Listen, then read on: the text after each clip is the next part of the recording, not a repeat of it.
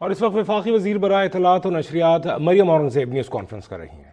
تھوڑی سی تاخیر ہو گئی، اور جیسا کہ آپ کو معلوم ہے کہ اللہ تعالیٰ کے فضل و کرم سے جو تاریخی سیلاب ملک میں آیا، اور اللہ کا کرم ہے کہ ہم نے پوری اتحادی حکومت نے، تمام اداروں نے مل کر جو ریلیف اور ریسکیو کی جو فیز تھا وہ مکمل ہو گیا ہے، اور اب اللہ کے فضل و کرم سے ہم ریکنسٹرکشن اور ریہیبلیٹیشن کا جو فیز ہے اس کے اوپر جا رہے ہیں.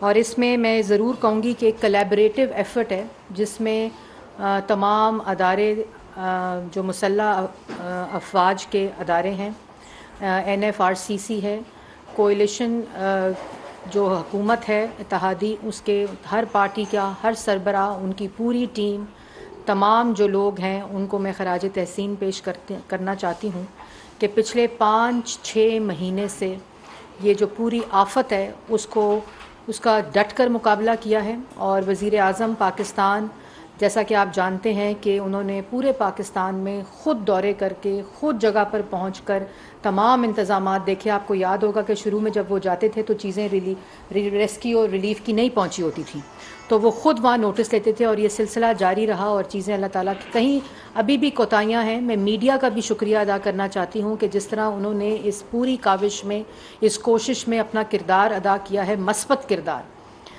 جس میں بہت سے ایسے صحافی ہیں، حامد میر صاحب ہیں، پاکستان ٹیلی ویژن ہے، بہت سے چینلز ہیں. اور میں یہ بھی بتاتی چلوں کہ کوئی اشتہار جو کہ آگاہی کا تھا اس پورے سیلاب کے دوران، وہ میڈیا نے فری آف کاسٹ چلائے، پوری کیمپین فری آف کاسٹ چلائی. اور اس میں صحافیوں نے، انٹرنیشنل میڈیا نے، فورن میڈیا نے اپنا کردار ادا کیا، جس میں ان کو بھی خراج تحسین پیش کرنا چاہوں گی. اور اس پورے تناظر میں آپ دیکھ رہے ہیں کہ ایک ایسی کاوش جاری ہے جس میں ملک کے اندر اکنامک ریوائول اس وقت ہو رہا ہے. اس وقت جو سفارتی سطح کے اوپر پچھلے 4 سال تمام دوست ممالک، اس خطے کے ممالک، وہ لوگ جنہوں نے سی پیک میں سرمایہ کاری کی ہوئی تھی، سعودی فنڈ میں سرمایہ کاری پاکستان میں کی ہوئی تھی، جو منصوبے تھے 4 سال، اس کو کمپلیٹلی ان کو بند کر دیا گیا. کوئی منصوبہ نہیں چلایا گیا. ان تمام منصوبوں کا الحمدللہ ریوائول ہو رہا ہے.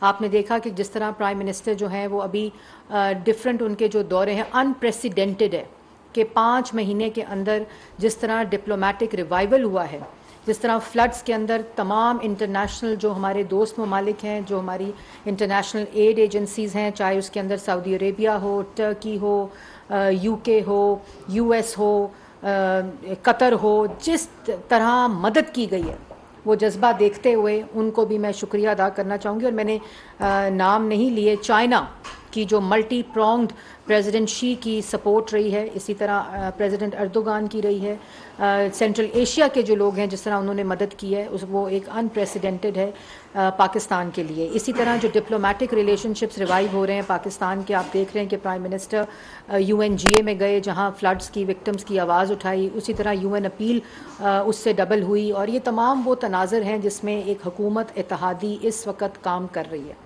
لیکن ایک شخص صرف اور صرف ملک کو، جو جب 4 سال ملک کے اوپر مسلط تھا تو ملک کو معاشی طور پر دیوالیہ کر گیا. پوری کوشش کی کہ ملک کو شری لنکا بنا دیا جائے، معیشت تباہ کی، نوجوان کا روزگار تباہ کیا، سی پیک کو بند کیا، فورن پالیسی کو تباہ کیا، کشمیر کا سودا کیا، ملک کے اندر معاشی ترقی کو منفی تک لے گیا. اس کے بعد مہنگائی کی سطح جو تھی وہ آسمان سے باتیں کر رہی تھی، اور پھر جاتے جاتے تیلی لگا کر، آگ لگا کر پوری طرح سے کوشش کی کہ ملک شری لنکا بن جائے اور معاشی دیوالیہ ہو جائے، جس کو اللہ تعالیٰ کے فضل و کرم سے اتحادی حکومت نے سنبھالا، معیشت کو سنبھالا. مہنگائی کی صورتحال ان اثرات کی وجہ سے آج بھی ہم دیکھ رہے ہیں، لیکن اللہ تعالیٰ کا فضل ہے، اور انشاءاللہ جو وعدہ کیا ہے کہ اپنی پوری کوشش کریں گے، مہنگائی کو کم کریں گے، کیونکہ ہم نے مہنگائی اس نالائق کو 2% پر دی تھی کھانے کی چیزوں کی، اور انفلیشن جو ریٹ جو تھا وہ 3.2% پر اس نالائق کو دیا تھا. ترقی کی جو شرح تھی وہ 6% پر لا کر اس نالائق کو دی تھی. لیکن جس شخص کا مقصد ہی یہ کہتا ہے کہ میرے خلاف انٹرنیشنل کانسپریسی ہوئی ہے، بالکل صحیح کہتے ہیں، لیکن وہ کانسپریسی انٹرنیشنل جو ہے وہ عمران خان خود ہے. کیونکہ اگر یہ تمام تناظر میں آپ دیکھیں کہ پچھلے 4 سال ملک میں کیا ہوا ہے تو اسی کو کہتے ہیں انٹرنیشنل کانسپریسی. اور اس کا تمام تانے بانے، اس کے ثبوت جڑتے ہیں ان چیزوں کے ساتھ جو اب پاکستان کی عوام کے سامنے آ رہی ہیں. قومی مفاد ہو، اپنی کرسی کے ساتھ چمٹے رہنے کی بات ہو، اپنے اقتدار کو بچانے کی بات ہو، تو سائفر ایک سفارتی سطح کا جو معاملہ ہے اس کے اوپر سیاست کرو، اس کے ساتھ کھیل کھیلو، منٹس کو بدل دو. صحیح ہے یا غلط ہے اس کی فکر نہ کرو. یہ میں نہیں، یہ عمران خان کی آڈیو لیکس ہے جس میں ان باتوں کا اعتراف ہے، اور یہ وہ ثبوت ہیں جو عمران خان صاحب نے قومی مفاد بیچنے کے لیے آڈیو لیکس جو سامنے پاکستان کی عوام کے سامنے آئیں. سفارتی تعلقات کو تباہ کر دیا، اور پھر شری لنکا معیشت طور پر تو معاشی طور پر تو کولیشن گورنمنٹ نے بچا لیا، لیکن کیاس جو شری لنکا میں اس وقت تک جاری ہے وہ یہ شخص اپنا انفنشڈ ایجنڈا پورا کرنا چاہتا ہے. اور اس کے اندر آپ یہ دیکھیں کہ آج 4 سال یہ فتنہ، فورن فنڈڈ فتنہ ملک پر مسلط رہا تھا. چاہے آر ٹی ایس کو بٹھا کر لا، وزیر اعظم کی کرسی پر بیٹھا رہا نا، 4 سال بیٹھا رہا.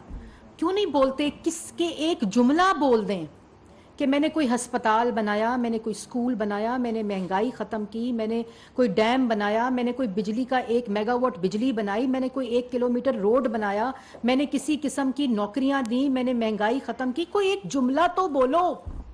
آج کنٹینر پر کھڑے ہو نا. 2014 میں بھی یہ شخص کنٹینر پر کھڑا تھا، اس وقت امپائر کی انگلی کے بلبوتے پر اور بیساکھی پر کھڑا تھا. آج اگر اپنے بلبوتے پر سیاست کرنے کا وقت آیا ہے تو غوطے کھا رہے ہو اور اس فرسٹریشن میں اداروں کو کال آؤٹ کر رہے ہو. میں ابھی اس بات پر آؤں گی، لیکن ایک جملہ تو بولو اپنی تقریر میں. 2014 کی تقریر میں اور 2022 کی تقریر میں کوئی فرق تو لاؤ. 4 سال ملک پر وزیر اعظم رہے ہو، اپنی کارکردگی کا ایک جملہ بولو. 10 سال خیبر پختونخوا میں حکومت کی ہے تم نے.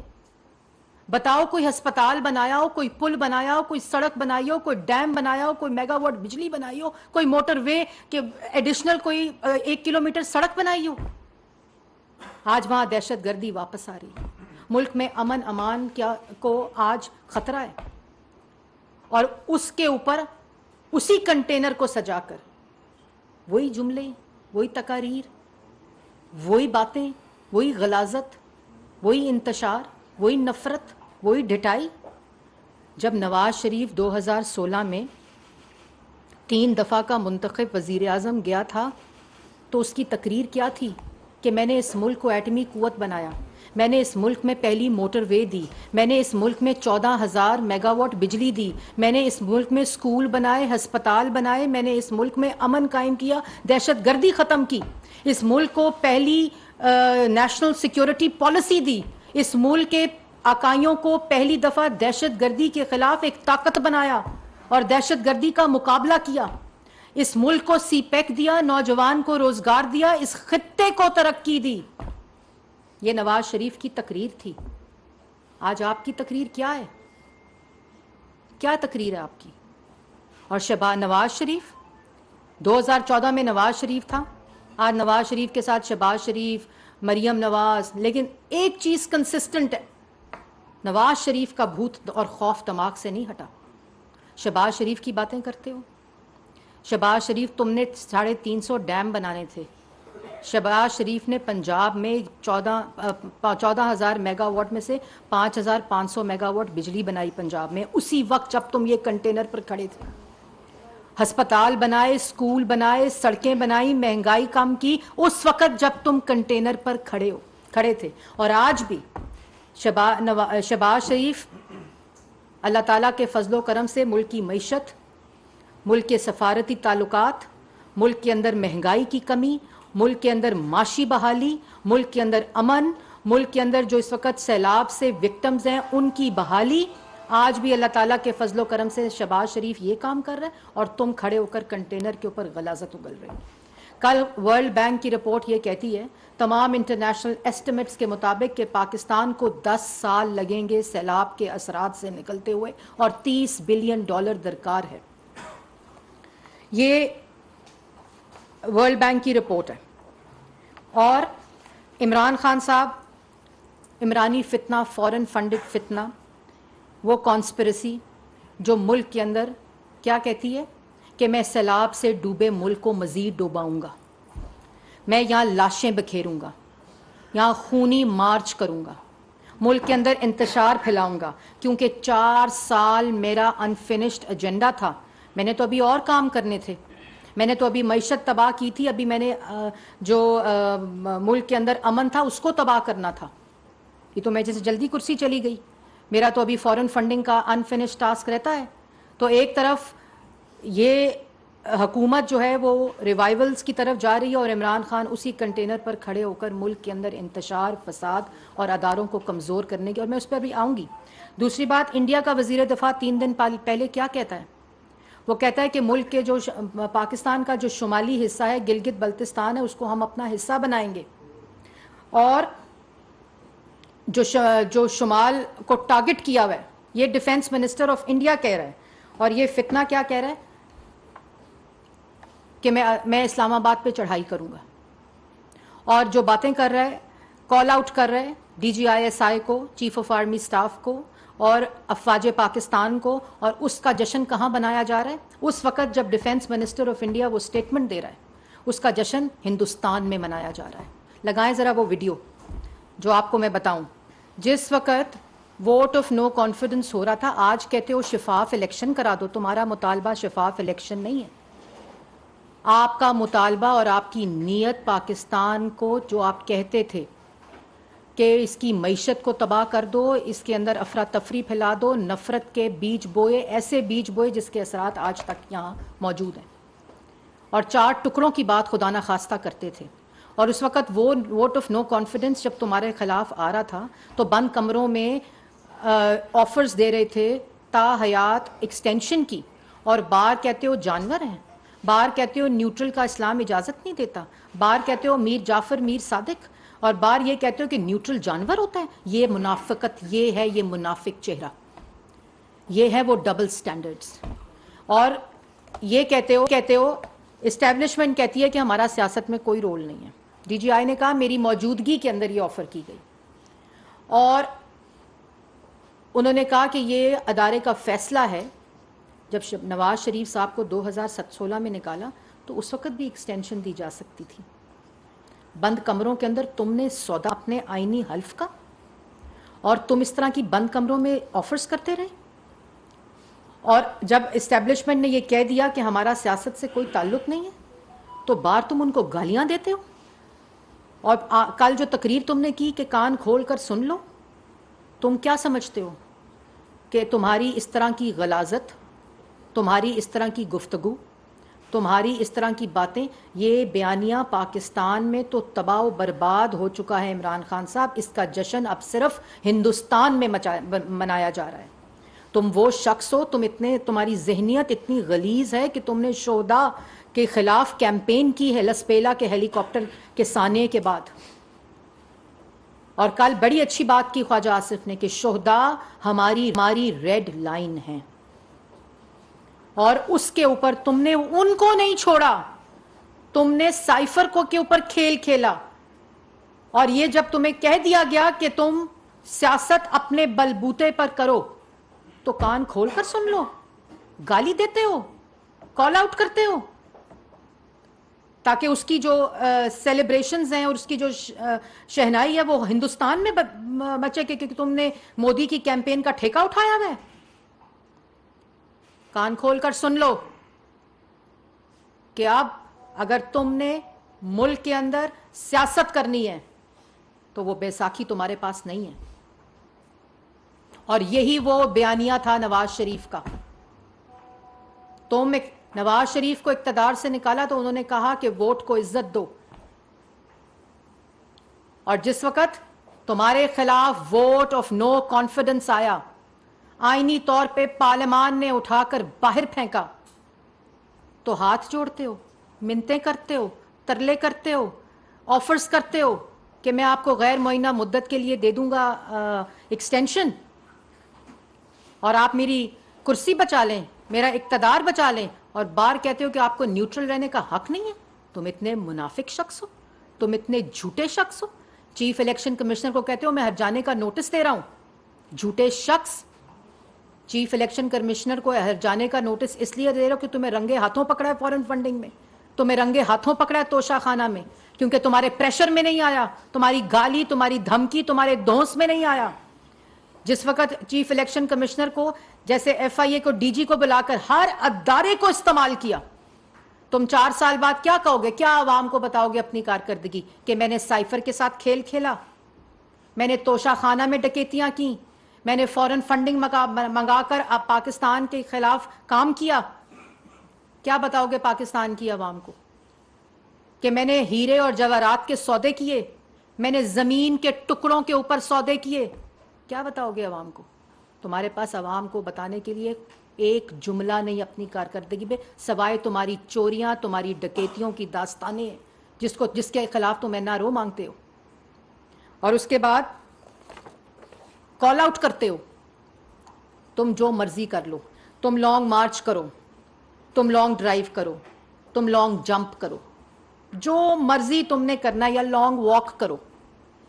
2014 میں بھی کی تھی نا, کیا ملا تھا؟ کیا حاصل ہوا تھا؟ اور اس وقت بھی ملک کے اندر سی پیک آ رہا تھا, اس وقت ملک کی معیشت ترقی کر رہی تھی, اس وقت نوجوان کو روزگار مل رہا تھا, اس وقت مہنگائی کم ہو رہی تھی, اس وقت نواز شریف ملک کو ترقی دے رہا تھا, اس وقت غربت کم ہو رہی تھی, دہشت گردی ختم ہو رہی تھی. تو کیا ملا تھا تمہیں 2014 میں وہاں 126 دن کے بعد؟ اور آج کیا ملے گا؟ کیا کرو گے؟ یہ سب کچھ کرو, تماشے کرو, پٹاخے بجاؤ, جو مرضی کرنا ہے کرو. اتحادی حکومت اپنا کام کر رہی ہے, عوام کو ریلیف دینے کے لیے, مہنگائی کو کم کرنے کے لیے, ملک کو ترقی کی راہ پر لے جانے کے لیے, ملک کے اندر امن قائم کرنے کے لیے, ملک کے اندر سفارتی تعلقات کو بہتر کرنے کے لیے. تمہارے جیسے فتنہ, فساد, جھوٹے شخص اور جھوٹی جو تمہاری سیاست بے نقاب ہو رہی ہے, عوام کے سامنے روز تمہارا کوئی نہ کوئی اعمال سامنے آ رہا ہے, وہ اپنا کام کرتے رہیے. اور اگر تم یہ سمجھتے ہو کہ جو اہم تعیناتی ہیں اس ملک میں, وہ تمہارے اس تماشے سے, گالی سے, فساد سے, فتنے سے, اس پہ کوئی اثر پڑے گا, تو تمہاری بھول ہے, بہت بڑی بھول ہے عمران خان صاحب. یہ ملک اب پرانا پاکستان نہیں ہے. یہ اصل میں اب وہ پاکستان ہے جہاں ادارے اپنی حدود میں آئینی حدود کی لکیریں کھینچی جا رہی ہیں, اور جس کو تم گالی دے کر, کال آؤٹ کر کر دوبارہ اپنی گندی سیاست میں گھسیٹنے کے نعرے لگا رہے ہو. اب نہیں ہونا, اب نہیں ہونا, بھول جاؤ. وہ کیسا انقلاب اور حقیقی آزادی ہے جو رات کو گھر جا کر سو جاتا ہے, اور لوگ جو ہیں وہ سڑکوں پر رلتے رہتے ہیں, ان کو پانی پلانے والا کوئی نہیں ہوتا. یہ کیسی آزادی ہے, حقیقی آزادی, اور لانگ مارچ ہے, اور لانگ ڈرائیو ہے, یا لانگ واک ہے, یا لانگ جمپ ہے, جو اپنے پی ٹی آئی کے لوگ کہہ رہے ہیں کہ خونی مارچ اور لاشوں سے بھرا ہوا مارچ ہوگا. کیا کرنا چاہتے ہو ملک کے ساتھ؟ کر لیا بہت کچھ, ہر ادارے کو کمزور کیا. 4 سال نیب, جن کو چور کہتے ہو, ابھی مطلب پچھلے 5 مہینے میں, اور اس سے پہلے 4 سال جو تم الزام لگاتے رہے, 1100 ارب, 1200 ارب, 600 ارب, 800 ارب, 900 ارب, 4 سال کدھر گئے وہ ارب؟ کدھر گئے وہ الزامات؟ نیب نیازی گٹھ جوڑ بنا, ایف آئی اے کا ڈی جی باتھ روم میں بند ہوا, طیبہ گل اغوا ہوئی, لوگوں کے خلاف جھوٹے مقدمے بناتے رہے. فنڈامنٹل رائٹس آج تمہیں یاد آ گئے؟ جھوٹ مت بولو, لوگوں کی عزتوں کے ساتھ نہ کھیلو.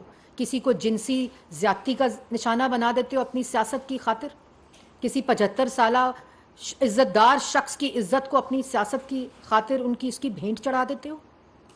کیا چاہتے ہو؟ سب کچھ کر لیا, خواتین کو اغوا کر کر کیسز بنوا لیے, گھٹیا شخص اپنی گھٹیا سیاست کے لیے 4 سال تم نے ایک الزام ثابت نہیں کیا. اگر 1100 ارب کی چوری ہوئی تھی تو ثابت کیوں نہیں ہوئی؟ ہر ادارہ تمہارے پاس، ریاستی طاقت تمہارے پاس، وزیر اعظم کا عہدہ تمہارے پاس وہ کرسی، وہ اختیار، وہ طاقت تھی، اور کہتے ہو آج ریلیف مل رہی ہے. تو 4 سال ریلیف ملا، 4 سال یہ ریلیف ملا عدالتوں سے کیونکہ تم نے جھوٹے الزامات لگائے تھے. آج وہ مریم نواز شریف صاحبہ کا کیس کا فیصلہ پڑھا ہے آپ لوگوں نے؟ وہ فیصلہ پڑھا ہے؟ وہ فیصلہ پاکستان کی عوام پڑھے، وہ انٹرنیٹ کے اوپر موجود ہے کہ مریم نواز اور کیپٹن صفدر کی جو سزا تھی وہ بلا جواز تھی. اس کا کوئی جواز نہیں بنتا تھا، کوئی تفتیش نہیں ہوئی تھی، کسی قسم کا کوئی ثبوت نیب نے نہیں دیا، صرف ایک جے آئی ٹی ہیرو پہ مشتمل بنی تھی جس کی رپورٹ کے اوپر سزا دے دی گئی. آج تک نیب نے نواز شریف کی کے اوپر جو الزام لگایا، نیب نے اس کا ایک پرچہ، ایک ثبوت نہیں دیا. کوئی تعلق نیب نواز شریف کا ان پراپرٹیز کے ساتھ نہیں بنا سکی، کسی قسم کا کوئی فائنینشل لنک اسٹیبلش نہیں کر سکی. پروسیکیوٹر کسی قسم کا کوئی ثبوت نہیں دے سکا. بلا جواز کسی کی بیٹی کو، کسی کی بہن کو، کسی کی بچی کو جیل میں ڈال دیا، سزائے موت کی چکی میں ڈال دیا. کیا کیا تم نے؟ کیا جواب دو گے؟ آج تم پھر وہی گردان کرتے ہو. یہ گردان اب پاکستان کی عوام نہیں سنے گی. یہ الزامات اب تم نہیں لگا سکتے عمران خان صاحب، کیونکہ یہ تمام چیزیں بے نقاب ہو چکی ہیں. ہر چیز پاکستان کی عوام کو پتہ چل چکی ہے. اس لیے یہ باتیں اب لیکن تمہیں شرم نہیں آتی نا. شرم تو شرم والے شخص کو آتی ہے، ایسے شخص کو کیا شرم؟ الیکشن مانگتے ہو، نہ تمہیں ادارے قبول، نہ تمہیں اپوزیشن گورنمنٹ قبول، نہ تمہیں اپنے سیاسی مخالفین قبول، نہ تمہیں چیف الیکشن کمشنر قبول. کون سا الیکشن؟ اب الیکشن پہلے بھی کہا تھا، کان کھول کر سن لو، آئینی مدت کے بعد الیکشن ہوگا، کیونکہ تمہارا مقصد بھی الیکشن نہیں ہے. تمہارا مقصد ملک کے اندر فساد فتنہ پھیلانا ہے، اور اللہ معاف کرے انشاءاللہ ہم حفاظت کریں گے پاکستان کی عوام کی. لیکن کسی قسم کا بھی کوئی سانحہ یا واقعہ ہوا پنجاب میں تو پنجاب میں عمران خان کی حکومت ہے. خیبر پختونخوا کے اندر ہر فرنٹ پہ تم انتشار چاہتے ہو. کے پی کے کی پولیس کو کہتے ہو اسلام آباد پہ چڑھائی کر دو، پنجاب کی پولیس کو کہتے ہو اسلام آباد پہ چڑھائی کر دو. جو لوگ ان کی باتیں سنتے ہیں وہ یہ سوالات پوچھیں اور اپنے دماغ میں یہ بات ڈالیں کہ یہ کس قسم کا شخص ہے. کہتا ہے ہر جانے کا نوٹس کروں گا. وہ پہلے شہباز شریف صاحب کا 5 سال کا ہر جانے کا نوٹس ہوا ہے، اس کا تو جواب دو. خواجہ آصف کا ہوا ہے، اس کا تو جواب دو. جھوٹے شخص، تم کیا ہر جانے کا نوٹس کرو گے؟ تم ایک فورن فنڈڈ فتنہ ہو، فسادی ہو، ملک میں انتشار چاہتے ہو، لیکن یہ اس کی اجازت پاکستان کی حکومت نہیں دے گی. خالد محمود صاحب ایکسپریس. میڈم ایک کمیٹی بنائی گئی ہے لانگ مارچ کے حوالے سے، اس کا مینڈیٹ کیا ہے؟ کیا اس میں امن و امان کے علاوہ مذاکرات کا عنصر بھی شامل ہے؟ کیا کسی جانب سے کوئی اشارہ آیا ہے کہ تحریک انصاف کسی مذاکراتی میل پر آنا چاہیے؟ دیکھیں بات یہ ہے کہ مجھے نہیں پتا کمیٹی، ہم ایک خبر میں نے ٹی وی پہ دیکھی ہے، ہر جو کنسرنڈ وزراء ہیں اور لا اینڈ آرڈر کے اوپر میٹنگز ہوتی رہتی ہیں. میرے خیال میں اسی کی خبر آپ لوگ کمیٹی سمجھ رہے ہیں. ایسی کوئی کمیٹی، گورنمنٹ اپنا کام کر رہی ہے، اپنے آئینی فرائض انجام دے رہی ہے، اپنا بزنس ایز یوزول گورنمنٹ کا جاری ہے. اور اسی طرح ہم لا اینڈ آرڈر کے اوپر، کیونکہ آپ دیکھ رہے ہیں کہ ایک فتنہ کال آؤٹ کر رہا ہے کہ جو وہ 2014 میں کرتے تھے، آپ کو وہ تمام مناظر یاد ہیں، چڑھائی کرتے تھے پارلیمنٹ پہ لعنت بیچتے تھے، آگ لگا دو، جلا دو، سول نافرمانی، گھسیٹ دو، مار دو. یہ گفتگو ہے، آج بھی وہی گفتگو ہے. تو اس کے لیے جان و مال کی حفاظت کرنا، لوگوں کے بزنس کی حفاظت کرنا، تمام کنسرن منسٹرز جو ہیں وہ اس پہ کام کر رہے ہیں. وزیر اعظم جو ہیں وہ ایک لا اینڈ آرڈر کا اجلاس بھی ہوا پرسوں میرے خیال میں، اسی کے تناظر میں آپ لوگ.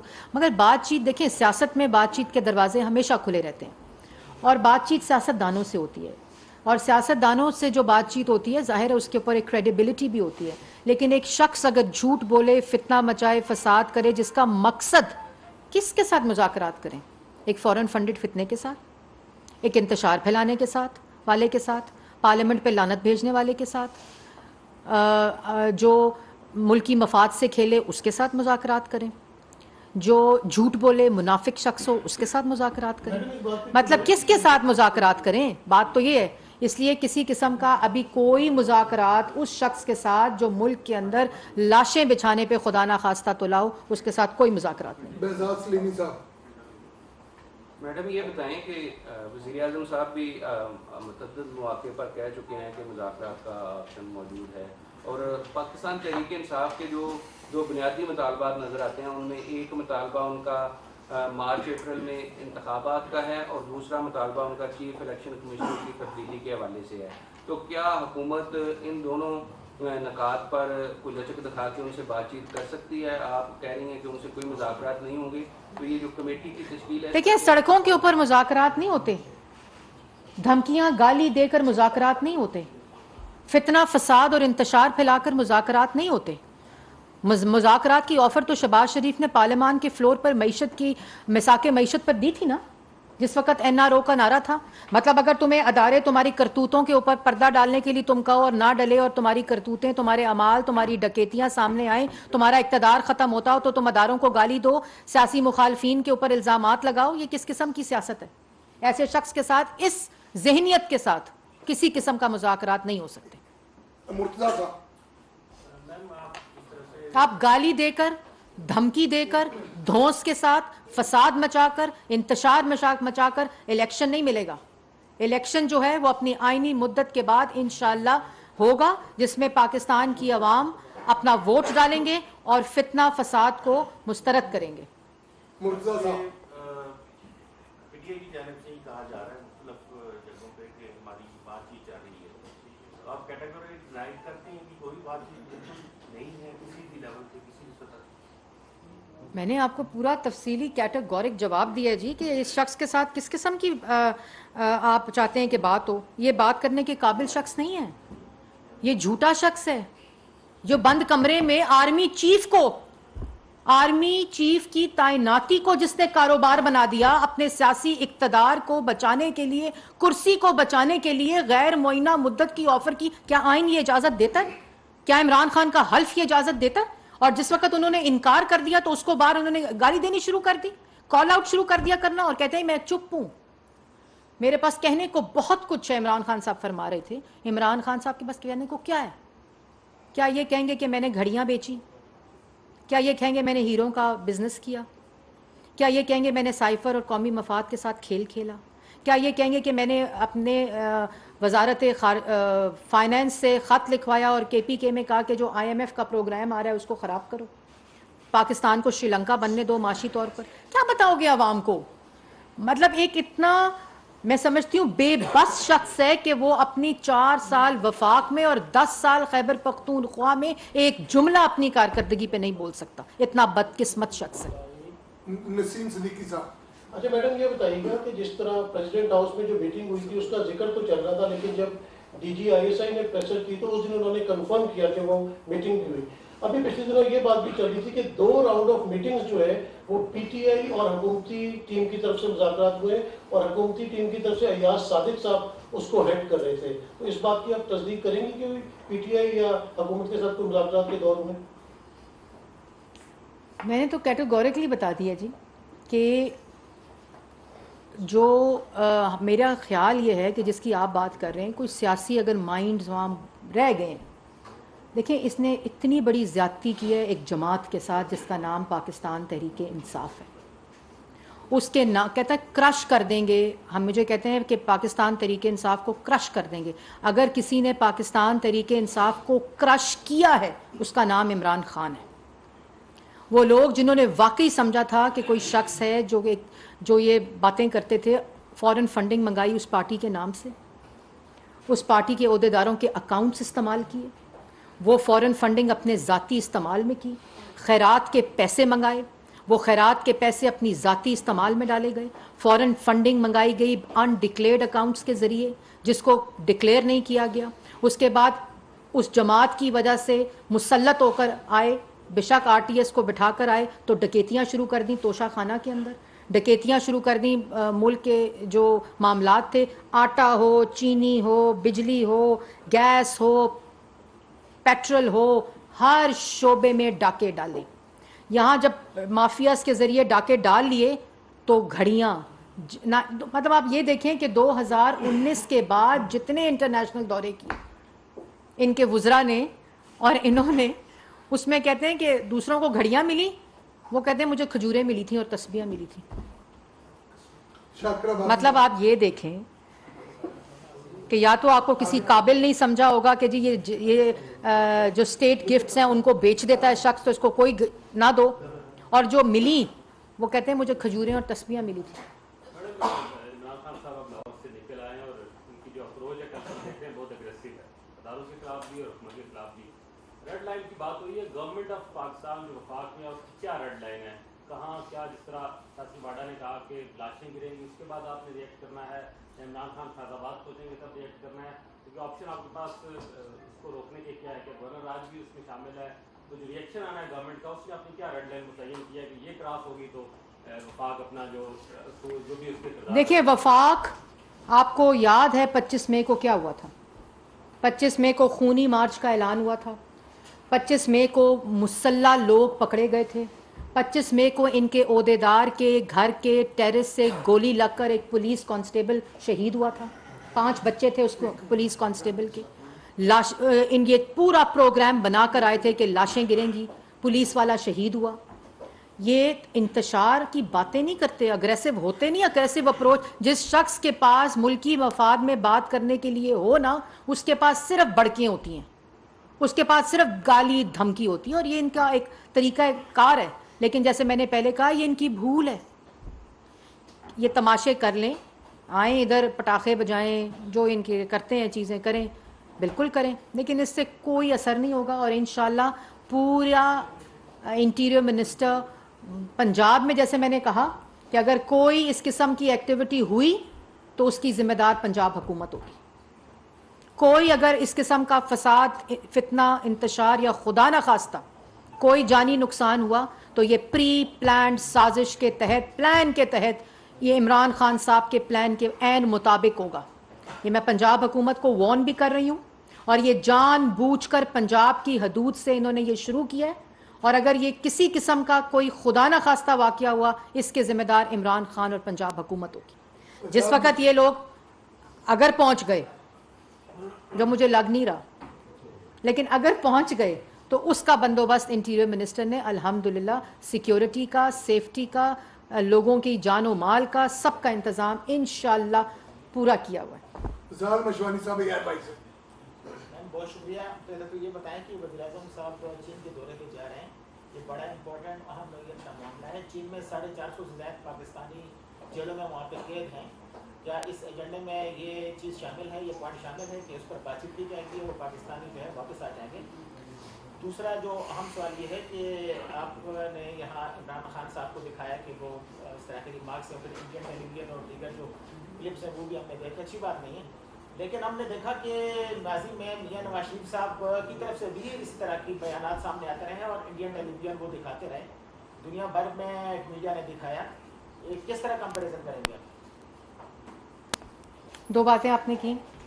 ایک چائنا کے وزٹ کے بارے میں آپ نے بات کی, بہت ہی اہم دورہ ہے پاکستان کا. یہ وزیر اعظم شہباز شریف کا پہلا کووڈ کے بعد کوئی اگر state head of the state China جا رہا ہے تو وہ شہباز شریف صاحب, پہلی بات تو یہ. اور آپ کو یاد ہوگا 2014 میں پریزیڈنٹ شی سی پیک کا جو منصوبہ شروع کرنا تھا, جب نواز شریف صاحب پرائم منسٹر تھے, اس وقت بھی عمران خان صاحب کنٹینر پر چڑھ گئے اور وہ پورا دورہ جو تھا وہ ڈیلے ہو گیا. یہ بات بھی آپ کو پتہ ہے. یہ دورہ بہت ہی امپورٹنٹ ہے. 4 سال جو سی پیک کو مانیٹر اور نئے پروجیکٹس اور جو منصوبے آلریڈی امپلیمنٹیشن میں تھے اس کی مانیٹرنگ کے لیے جو جے سی سی جوائنٹ کمیٹی ہوتی ہے سی پیک کی, اس کا 8 اجلاس نہیں ہوا. پہلا اجلاس 15 دن پہلے احسن اقبال کی سربراہی میں اور काउंटर पार्ट चाइना से ये पहला JCC का इजलास हुआ। CPEC के तमाम मंसूबे रिवाइवल की तरफ हैं। नए मंसूबों के साथ इंशाल्लाह हमारी टीम्स वज़ीर आज़म के लीडरशिप में, सदारत में चाइना जा रही है और बहुत सी खुशखबरियाँ पाकिस्तान की आवाम को इंशाल्लाह मिलेंगी। और वो भी उसके ऊपर भी कंप्लीट एक प्लान है इंशाल्लाह। आपने देखा कि अभी सऊदी अरेबिया में जो मस्जिद नबवी के अंदर शहबाज शरीफ और जिस किस्म की बेहुरमती हुई मस्जिद नबवी की, आपने देखा कि जब मैं वहाँ मौजूद थी, जिस किस्म की गुफ्तगू नारेबाजी हुई, तो वो अकॉर्डिंग टू द लॉ कैद कर दिया गया था और 10-10 साल की सज़ा, 6-6 साल की सज़ा और जुर्माने भी थे। तो पहली बात जो इस दफ़ा जब हम गए सऊदी अरेबिया, शहबाज शरीफ साहब ने की, वो उनकी रिहाई की बात की, क्योंकि उन्होंने कहा कि ज़ाहिर है हम सबको मालूम है लोग मजदूरियाँ करने जाते हैं, इस फितने फसाद के शैतानी शर के अंदर वो आ जाते हैं, लेकिन वो उनका कसूर, लेकिन माफ़ कर देना अल्लाह ताला जो है उसको कबूल भी फरमाता है और पसंद भी फरमाता है। पहली बात की और आज वो रिहा हो गए, उसी वक्त जो है वो ऑर्डर दे दिया गया। तो इसी तरह इंशाल्लाह इसके ऊपर भी बातचीत करेंगे। बाकी आपने बात की माजी की, तो आज अगर बात बड़ी वाज़िया है, बंद कमरे में बैठ के नवाज शरीफ ने ऑफरें नहीं की थी अपने इक़्तिदार को बचाने के लिए, और आज जो आइन की हदूद का तयन किया जा रहा है, अल्लाह ताला के फजलो करम से यही बात नवाज शरीफ ने की थी कि आइनी जो लाइंस होती हैं, जो हदूद होती हैं, उसमें रहकर हर अदारा अपना अपना काम करे तो मुल्क सिर्फ तब तरक्की कर सकता है। और आज अदारों ने जब वो फैसला किया है कि सियासी लैंडस्केप का हिस्सा नहीं बनेंगे, तो ये कान खोल कर सुन लो, गाली दो, कॉल आउट करो, जानवर कहो, न्यूट्रल नहीं रहना, मीर जाफ़र कहो। वो मैं सुन रही थी, वो कराए का तर्जुमान जो है, मैं नाम नहीं लेना चाहती, उनसे पूछा एक एंकर ने कि वो मीर जाफ़र और मीर सादिक कहते थे, तो DGISI की प्रेस कॉन्फ्रेंस के बाद आप क्या कहेंगे? तो वो कहते हैं कि जी हम उनको नहीं कहते थे, हम लोटों को कहते थे। ये इनकी हकीकत है जी। आखिरी सवाल जुल्फ़कार गरबानी साहब। इनको करने दें, करने दें। हाँ जी। मैडम साहब, आर्मी चीफ की एक्सटेंशन का जो इशू है, वो लाइफ टाइम एक्सटेंशन की बात की जाए, तो इमरान खान और असद उमर ने ये कहा है कि ये हमने PDM में पहले ऑफर की थी, आपने पहले ऑफर दी थी, जिसके जवाब में हमने ये ऑफर दी थी। तो क्या PDM ने ये ऑफर दी थी आर्मी चीफ साहब को कि लाइफ टाइम एक्सटेंशन अदम एतमाद की तारीख के दिन? अब आप मुझे ये कह रहे हैं कि मैं इमरान खान जो बात कर रहे हैं उसको मान लूँ? पहली बात है वो मान गए हैं, इमरान खान साहब ने मान लिया कि मैंने ऑफर दी थी। क्यों ऑफर दी थी? तुम ये कह रहे हो चीफ ऑफ आर्मी स्टाफ को, फौज को, DGISI को कि वोट ऑफ नो कॉन्फिडेंस को नाकाम बना दे, मैं आपको गैर मुअय्यना मुद्दत की, और मान रहे हो कि हाँ की थी, मैंने ये दी थी ऑफर। इसके बाद कोई इमरान खान साहब की बात के ऊपर यकीन कर सकता है जो ये कहता है कि ये इंपोर्टेड हुकूमत? अगर इंपोर्टेड हुकूमत है तो चीफ ऑफ आर्मी स्टाफ को क्या कह रहे हो? उनको क्यों ऑफर दे रहे हो एक्सटेंशन की? ये शख्स इसकी ये इनकी, या तो आप कह रहे हैं कि मैं उनकी बात मान लूं? चलें जी। अच्छा मैडम, आप कह रही हैं कि इमरान खान के वज़रा को खजूरों का तोहफा मिलता था।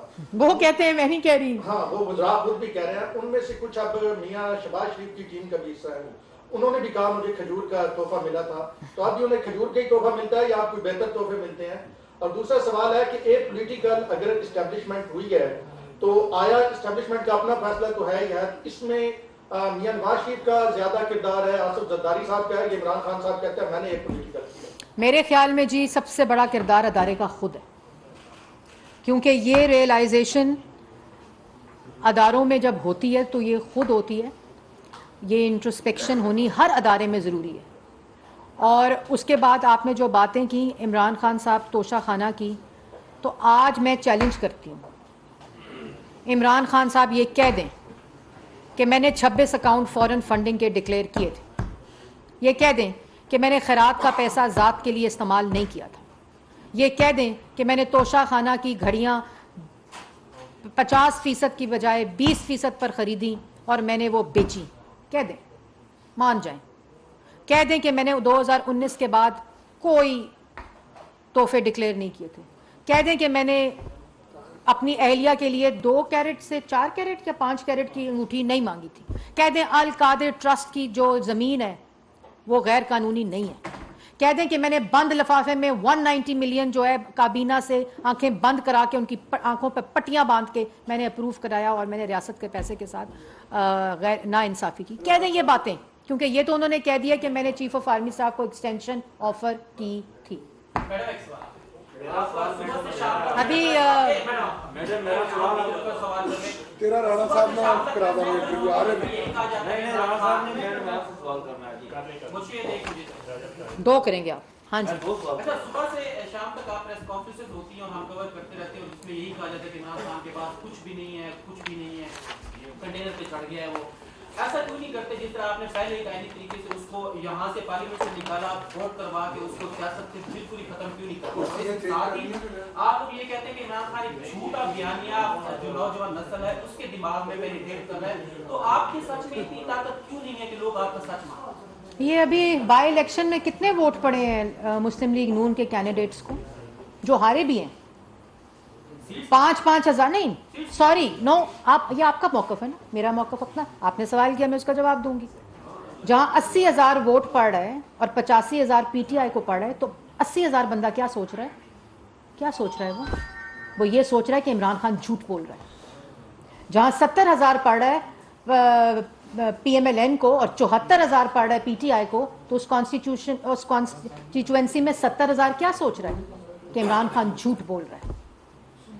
اس لیے یہ جو گیم ہے نا کہ بڑا بیانیہ چل رہا ہے, یہ اس بائی الیکشن میں جو ووٹوں کا کی پروپورشن ہے اس سے صاف ظاہر ہے کہ پاکستان کی عوام یہ سمجھتی بھی ہے, یہ جانتی بھی ہے کہ عمران خان ایک منافق شخص ہے, ایک جھوٹا شخص ہے, ایک فسادی ہے, ایک فتنہ ہے جو ملک میں انتشار چاہتا ہے, ایک نالائق ہے, ایک نااہل ہے جس نے ملکی مفاد پہ ڈاکے ڈالے ہیں. یہ پاکستان کی عوام بہت اچھی طرح سمجھتی ہے, اس میں کسی قسم کا کوئی ڈاؤٹ نہیں ہے.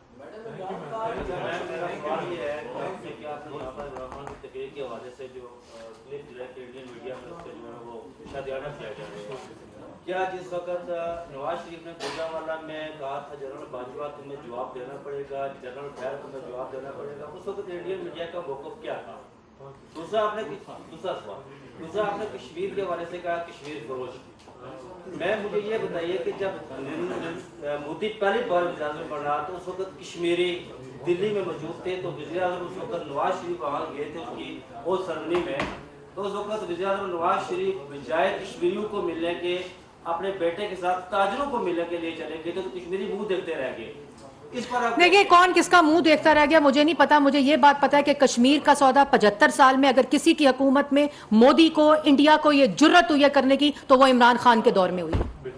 باقی جو باتیں ہیں وہ آپ کس کا منہ دیکھ رہے ہیں اور کس کا منہ نہیں دیکھ رہے, یہ تاریخ کا حصہ نہیں ہوتا. تاریخ کا حصہ یہ ہوتا ہے کہ کس کے دور میں کشمیر کا سودا ہوا, انڈیا نے یہ جرت کی کہ کشمیر کی طرف دیکھے اور اس کو لیجسلیٹ کیا, وہ عمران خان کے دور میں ہوا. اور ختم کرتے ہوئے بات میں ایک بات ضرور کہوں گی, میں بھول گئی کہ عمران خان صاحب آج فنڈامنٹل رائٹس اور صحافی کی آزادی کی بات کر رہے تھے, تو اس کے اوپر میں ذرا چند نام لینا چاہتی ہوں. وہ نام لے کر میں بات کو ختم کروں گی کہ صحافی آزادی اور فنڈامنٹل رائٹس جب رانا ثناء اللہ کی جیل میں کیڑیاں چھوڑی گئیں, ڈیتھ سیل میں ڈالا گیا, سعد رفیق, رانا ثناء اللہ, شاہد خاقان عباسی, مفتاح اسماعیل, شہباز شریف, حمزہ شہباز, مریم نواز, فریال تالپور, اس کے علاوہ سلمان رفیق, جو نام اگر میں رہ گئے, حنیف عباسی صاحب, جو نام رہ گئے میں اس کے لیے معذرت خواہ ہوں. لیکن فنڈامنٹل رائٹس اور صحافی کی آزادی, جب ابصار عالم کی پسلیوں میں گولیاں ماری, جس وقت اسد طور کی ہڈیاں توڑیں, جس وقت محسن بیگ کی ناک کی ہڈی توڑی, جس وقت طلعت حسین, عرفان صدیقی, مرتضی سولنگی, متی اللہ جان, آسمہ شرازی, غریدہ فاروقی, عنبر شمسی, نصر جاوید, حامد میر, نجم سیٹھی, احمد نورانی, سلیم صافی, میر شکیل الرحمان صاحب, جب ان کے خلاف اور ان کے خوف میں تم مبتلا تھے, ان کی آزاد صحافت کے خوف میں تم مبتلا تھے, اس وقت media rights, freedom of expression اور فنڈامنٹل رائٹس تمہارے دفن ہوئے تھے. بہت شکریہ. Thank you ma'am. Imran Khan نے اپنے دور